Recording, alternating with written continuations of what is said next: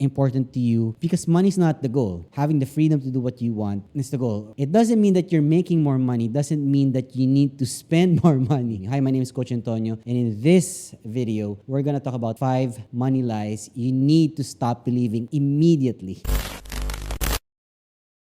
In this episode, we're going to talk about the lies you've been told about when it comes to money. And these, I think, are so laughable. Once you get to know what these 5 things are, I used to believe in these lies. That's the funny thing about that. This is what we're going to be talking about. 5 common money lies you need to stop believing.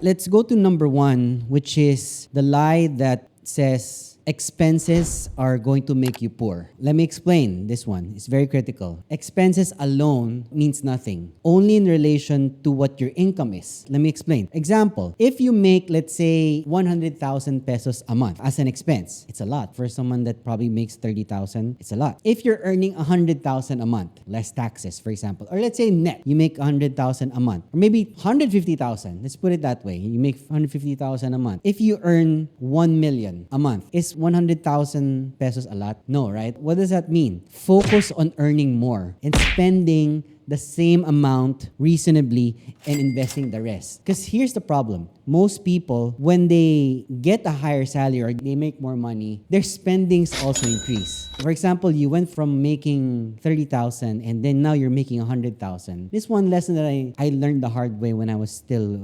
employed. Making double, triple, quadruple, even 10 times you make will be nothing if your spending is trying to keep up with it. If you're making the same amount of money versus the same amount of money you're also spending, it's going to be useless. It doesn't mean that you're making more money, doesn't mean that you need to spend more money. If you can live right now with the expenses that you have, let's say you're spending 100,000 a month on your expenses. If you're spending that much, and then now you went from making ends meet at 100,000, 150,000, and now you're making 500,000. Do the same thing. But now you don't have to worry about, getting your paycheck and, I can't wait for my paycheck to come because I need to pay for everything already. Do you have the feeling that when you get your paycheck, it's already going somewhere before it even gets to your hand? I know a lot of employees feel that way, and most people who have a job feel that way. I've been there, trust me. I've been in that situation, and it's one of the worst feelings that I don't want to feel ever again. Having the feeling that, oh my God, it's the 27th, and then you have a bill to pay on the 30th, and then they say that your salary is going to come on the 31st. So now you're delayed a day with your payment, and you're already worried about it, and that's where the stress and the anxiety comes in for a person. It's not true. Expenses will not make you poor. Don't worry about your expense. Focus on how you can make more and still staying the same when it comes to how much you spend. Does that make sense? If that makes sense, leave a comment in the comment section down below. So that's number 1. Expenses will not make you poor. Spending what you make will make you poor. Instead of spending it, why you think of the additional money that you make into investing, which I always talk about in my other videos. If you're watching this for the first time, watch my other videos. You already made it. You're already making money. I'm not. Easy for you to say, I have 4 kids that I have to feed and paying a car. I'm paying a house right now. Easy for you to say that.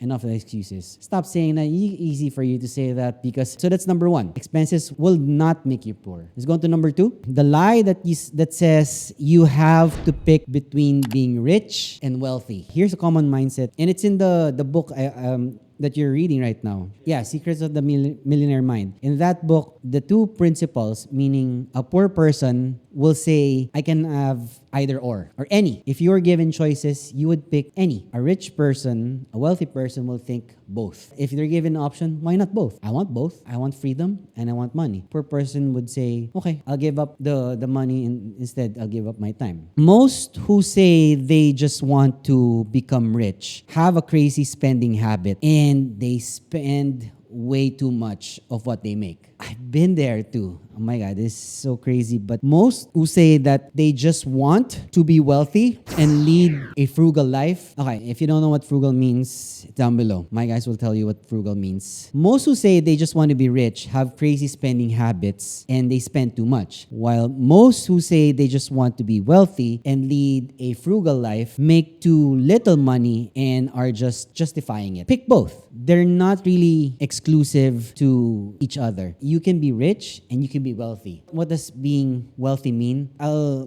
give the most common explanation of being wealthy is, let's say you have 100 million pesos in your bank account now, and assuming that it doesn't make money. Let's say for you, being wealthy is being able to spend 1 million pesos a month. That's your budget, top-notch budget. You can't go over that. It means that you have approximately 100 months that you're wealthy because you're spending 1 million a month. So that means you're wealthy for yourself. That's how you think you are. Wealthy is defined in different ways, but this is the basic premise of that. So it means that if you have 100 million and you spend 1 million every month, so you're gonna have 100 months. So that's about 4, 12, 24, 36, 48, 60, 72, 84. About 8 years and 4 months to be wealthy. Assuming that your 100 million does not make money. I mean, even if you put it in the bank, that 100 million is not gonna grow money by itself in a savings account.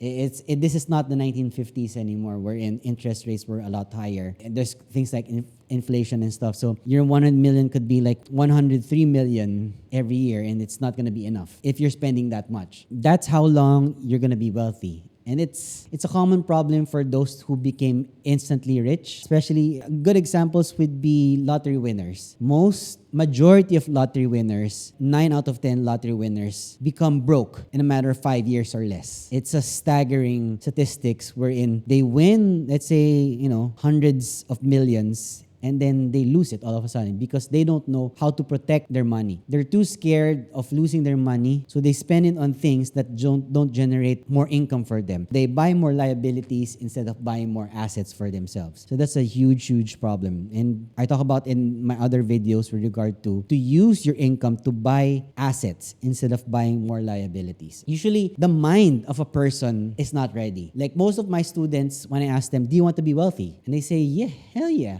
I want to be rich. When I ask them how much is rich for you, each one has a definition of wealthy. And some would say 1 million, 5 million, 10, 25, 50, 100, 1 billion, and so on and so forth.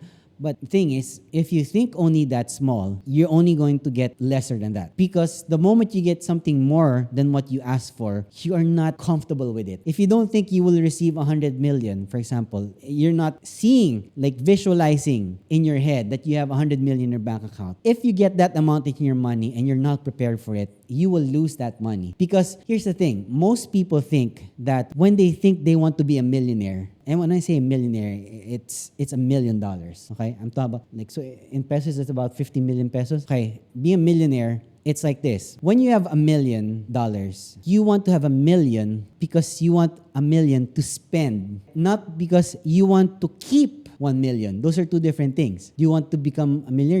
Yes, because I'm thinking of what I'm going to buy with it. Instead of how much more money I can make with that money. People already think, I can pay off my debts and then buy this, buy a car, buy a house, and then I'm going to live happily ever after. So that's how a normal person would think. They want to become a millionaire so that they have money to spend instead of having that money so that they can make more money. So that's a common misconception that people have, and it's one wrong way to think about how money works. You use money to make more money. You don't use money to buy things so that you have lesser money. Does that make sense? That's number 2. Let's go to number 3. Common mistake about money is that you can start later. They always say this, I'm still young. I'm still in my 20s. Let me figure it out. I'm 21. No, I'm just 29. No, I'm just 30. I can figure it out. You know what I have? I have regrets during my 20s wherein I made millions and then lost it because I always thought that money grew on trees. Imagine me as an 18-year-old,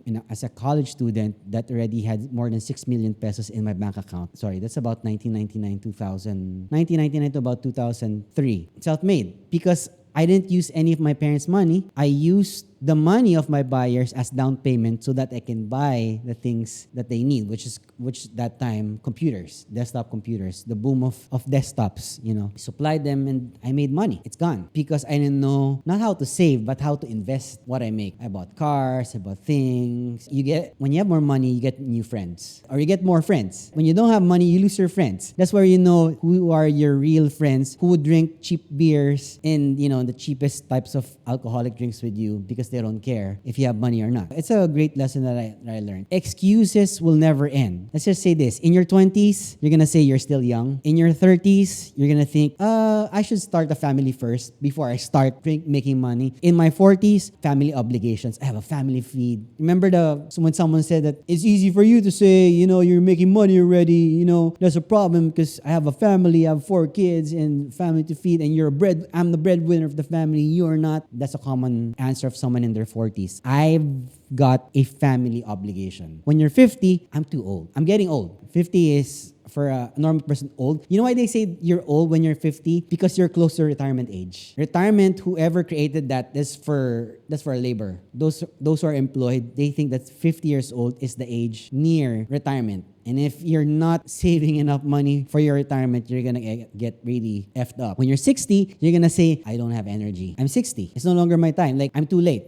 It's too late to make money. When you're 70, there you are. Now you will have your regrets that I'm too old, hijo. I'm too old to be making money. These are the common things. That's why I like talking to people who are age 60 and up, because you will see most of them telling their regrets at those age. I wish in my 40 I started. I wish in my 20s I started. I don't want to be that person. When you're 70, you're going to say, I'm too old. And then you're 80, which is the normal life expectancy now in our era. You're not going to be saying anything because you're dead. You're going to have excuses all the time. And then you're be spending most of your hours commuting towards your work, something that you're not happy doing. So if being wealthy really matters to you and money is important to you, because money is not the goal. Having the freedom to do what you want is the goal. Being financially free is the tool to become really happy. Because here's the thing, if you're not worried about anything that you need to pay tomorrow or the next year and if there's an emergency that happens anytime in the next 6 months, you're not worried about it. You're not thinking about things that you have to pay for. That's being free. You're free of stress, free of things that you need to think about. I study Stoicism, and one thing I learned is that the lesser wants you have, the richer you are. I read it from a book called Meditations by Marcus Aurelius. Very difficult to read, to be honest, but it's something that you have to read slowly. Because I'm a fast reader, but when I read books like those, I have to read every page longer than usual. One of the lines that struck me is that the lesser things that I want, we are in an age wherein people show us what we want through marketing. You see something on your Facebook, on your YouTube, I want that new car. I want this new watch. I want this new gadget. Everything very fingertips. You can order, I'm so hungry, I need to buy food right away. I can buy it right there. Everything is instant, and we want instant gratification at the same time. What happens is you want things. The more you want, the more you are a slave to your money. You know the mind condition that they do? Like, picture in your mind the things that you want to get. That Lamborghini, that sports car, or that fancy house that you've been dreaming about. Picture that in your head, and then work hard. Work hard for your dreams. You can achieve your dreams. I remember that when I was selling real estate. Put it on my desk, the car and the house that I want. Use that as motivation so I can buy those things. Do I really want that? I mean, do I want to be crying in a Ferrari or in a Lamborghini? Like, why would anyone want to cry in a car, right? Why can't I be happy in my Japanese car? Why can't I be smiling in your Wigo or in my motorcycle? Imagine that. If you're happy with what you have right now, so when you get something that does something better for you, perhaps, imagine how happier you get. But it's not a reason to be working, because you're going to want more things and more things and more things. It's not going to stop. Where does it end? It happened to me, like with shoes. I'll say that, when I get the next pair of Jordans, I'm going to stop collecting. But it didn't end. I went from having 3 pairs of shoes before I started collecting sneakers to having at most 1,257 pairs of shoes. That was the last recording I have of the most shoes that I had in my house. And was I happiest? That was about 2013. And people think that made me really happy. In fact, it didn't. Because there's just so much stress of thinking what to wear the next day. It's not a good problem to have. Imagine spending an hour thinking what you're going to wear for tomorrow in the morning, and then you want to wear something else in the afternoon so that you can wear 2 pairs of shoes in a day. Just going to the mall or the grocery. It's one of the worst feelings ever.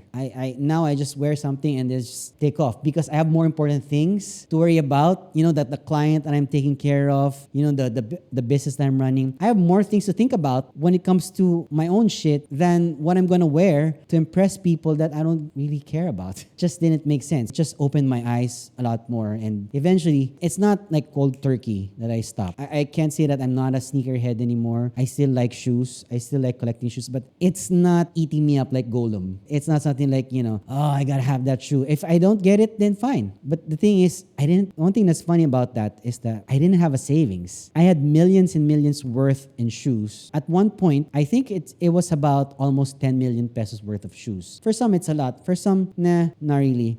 Because I had so much volume in shoes, and we computed how much we spent on those shoes and the value of it, it's a lot. Thing is, I had more in terms of shoes than in my savings. In 2014, I was 80 million pesos in debt. And I talked about this openly. I'm not ashamed to tell this now. I was millions and millions in debt in 2014. It's just a figment now. That's like, I laugh at it now. Me and my wife, when we talk about it, we laugh at it because we were praying so hard that, we would be able to get off of this debt. It was just tough times. The only solution was that it's the value that we bring that will solve the problems for us. Some people would kill themselves with a debt of just, let's say, 20,000 pesos, right? I heard stories of people killing themselves for a debt of 5,000. Some people commit suicide because they couldn't pay off their debts. I could have been one of those guys that would have committed suicide because I could not pay 80 million. Imagine this, like someone going to your house almost every day, knocking on your door, calling you 25 times to pay off your interest on the loans that you have. It's just a horrible feeling. It's so stressful. I think I probably aged 5 years plus for about 2 years that was happening to me. But if that happens to you, it's just a problem because it's a problem that will have solutions. There's just two things. Either you have a problem or it's something you need to endure. Because for example, when you say that you're in jail, there's nothing you can do. The best thing you can do is just plead your case and, lower your sentence. That's it. It's something you have to endure, right? But if you have a problem, it's something that requires a solution. And that's where I always think about. If I have a problem and I have a solution for it, then I am not worried about it. But if I have a problem and I cannot solve it, it's something I need to endure. And I became more sensitive about that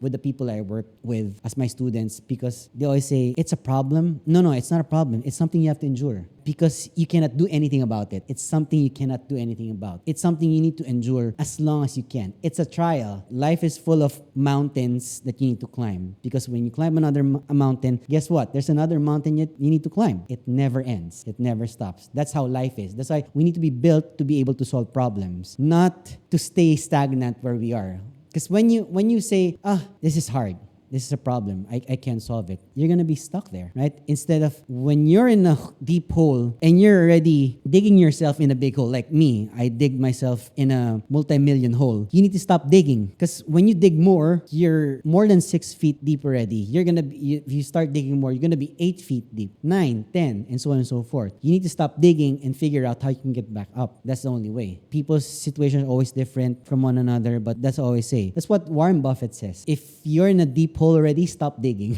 because when you dig, there's nothing underneath that but more a deeper hole for you. So there, I'm just ranting, but I don't know, I'm making sense, but I think I am. Yesterday was the best time to start. The second best time to start is today. And if you're looking for signs, this is not a sign. I'm not God or whatever. You don't need signs. You need hard work. And you need consistency. And you need focus. So that's number 3. Don't start later. Start now. By the way, if you're enjoying this episode, a subscribe to the channel would be abundant. Let's go to number 4, which is people who blindly follow or they oppose the crowd. All right, let me explain. With a quote from Peter Thiel that says, the most contrarian thing or contrary thing of all is not to oppose the crowd, but to think for yourself. So investing in something because someone is, or investing because everyone is, it's like selling to someone who's foolish. It doesn't mean, for example, let me just give some context about it. If you want to get wealth, you have to think for yourself, not what others think for themselves. If someone is investing, let's say in popular, let's say Bitcoin, it doesn't mean that because it's popular and you don't know shit about it, that you're going to invest in it. Because once something becomes popular, everyone's already riding on it. You're already too late with the train. The goal is not to ride that trend, but to be the first in something. You need to be able to offer something gateway, which is a first, or something what we call in a blue ocean, which is yours. Because just a common concept. Like in 2020 here in the Philippines, you know the trend of selling the ube pandesal thing? That's the most common thing I've seen. Everyone's doing that variation, ube pandesal. Even the homemade pandemic sushi thing, everyone was selling it. And now, you're already too late if you start that. If you started that now, you're already too late. Someone already did the best one. It's not a trend anymore. Instead of thinking what the market is already doing, think of what you can start that you can solve instead of blindly following everyone. Something that you can pioneer or something that's a gateway, the first thing that offers something unique for everyone. It always has to be something that solves a pain point in society. People are paid to solve problems. When you have a problem solver, you get paid. I get paid a lot of money as a consultant for business people and brands. So if they have a problem, I give a strategic solution. The ideas are endless. I have a product that's not tangible, meaning it's not something you can hold or touch, right? Because it's an idea. And my idea is something I sell. It can't be stolen. So I don't even write it on paper. I just give it to them because that's from my mind and my thoughts based on my ideas, based on my expertise in a certain field. It's an infinite product. Like when I sell ebooks, there's no physical book that's there. It's an ebook, meaning I can say